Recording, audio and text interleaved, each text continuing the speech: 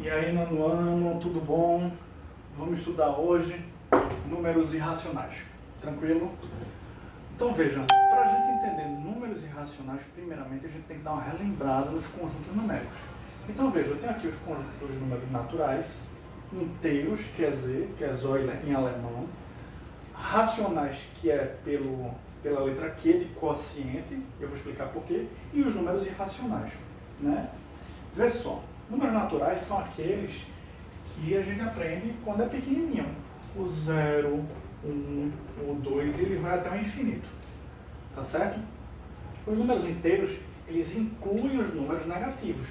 Então eu tenho menos 2, menos 1, 0, mais 1, mais 2. Então é como se eu tivesse isso aqui e incluísse os negativos, tá certo? Então isso aqui são os inteiros. E aí? E os racionais? Racionais são aqueles que eu posso escrever numa forma de divisão. Então, por exemplo, o número 2, ele é racional? É, porque ele é 2 sobre 1. E o número 1 meio é racional? É racional. Olha quem está aqui, minha amiga, deixa eu mostrar para vocês, ó, a minha amiga brava. Ó, essa gata é tão brava. Ó, já está reclamando. Olha, não me morda não. Então veja, as frações, elas são números racionais. São o quê? Né? Então, números decimais, por exemplo, 0, deixa eu procurar um cantinho aqui, vou botar aqui, 0,3, ele é número racional? É, porque eu posso escrever na forma 3 sobre 10, tá certo? Então perceba que os números naturais, eles estão aqui, certo? Os números inteiros, eles incluem os números naturais, tá certo? E os números racionais incluem os naturais e os inteiros. Professor, e os irracionais? Os irracionais fazem parte de outra classe de números que eu não é incluído aqui, eles são separados, tá certo? Então vamos lá. Veja só. Primeiro, antes da gente falar especificamente sobre os irracionais, vamos falar sobre dízimas periódicas. Dízimas periódicas são números infinitos, tá certo? Mas que, eu até esqueci de botar os 3 pontinhos aqui, ó. Mas que na realidade são racionais. Por quê? Porque eu posso escrever ele na forma de fração. Então 0,3333 é 3 sobre 9, que é igual a 1 terço. Então, é um número infinito? É, tranquilo. É parecido com o irracional, que também é finito? É, mas é diferente, porque veja, eu posso escrever na forma de fração. Aqui, ó, 0,4545, aí é diferente, professor. Não, ó. Tá se repetindo, tá se repetindo, tá se repetindo. Então, ó, 45 sobre a quantidade de noves é a quantidade de números que eu tenho no período. Então, vai ser um número no período, 2 números no período, um 9, outro 9. Tá certo? Posso simplificar? Posso. 45 dividido por 3 dá 15, dividido por 3 dá 33. Dá para simplificar de novo? Dá. Por 3 aqui dá 5, por 3 aqui dá 11. Tranquilo, pessoal? Beleza? E aí agora vamos para os números irracionais.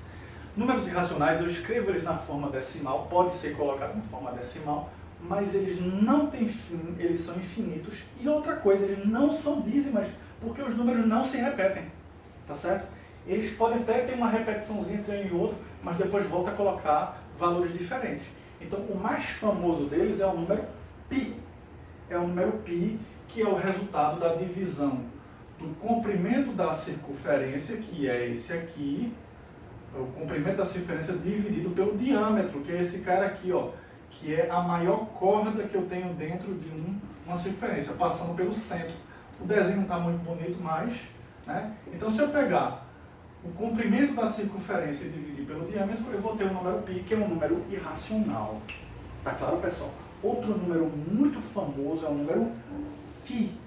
O número φ é o número áureo da matemática. É o que dá a beleza à matemática. A gente vai estudar mais na frente, no ensino médio. Tá certo? E o número φ não é π, é φ com F. Né? Esse símbolozinho aqui é 1,61803 e os números vão se repetindo infinitamente. Tá certo? né? Vão se repetir não. Os números vão sendo colocados sem se repetir infinitamente, tá bom?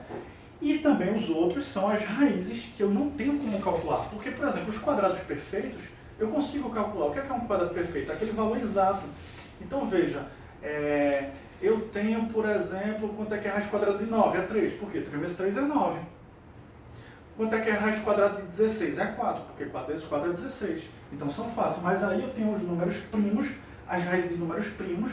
Se a gente fizer na calculadora, vai ver que não dão números exatos. E esses valores, esses resultados das raízes dos números primos, eles são irracionais. Se você pegar o calculador aí agora, você vai ver. Faça aí, a raiz quadrada de 2 vai dar 1,414213 e sucessivamente não acaba mais, os valores não se repetem. Raiz quadrada de 3, 1,73, por aí vai. Né? E raiz quadrada de 5, 2,23606 e por aí vai até o infinito. Tá certo? Então, os resultados dessas raízes são números irracionais. Né? Ô professor, como é que eu faço isso no dia a dia? Olha, muito provavelmente, por exemplo, se eu tenho x ao quadrado é igual a 3, quando eu vou calcular, eu faço x é igual a raiz quadrada de 3 positiva ou raiz quadrada negativa de 3. Não é raiz quadrada de menos 3. O menos fica fora da raiz. Tá certo? Muito importante isso aqui. Por quê? Porque eu não tenho raiz quadrada de número negativo, mas o menos pode ficar fora. Tá certo?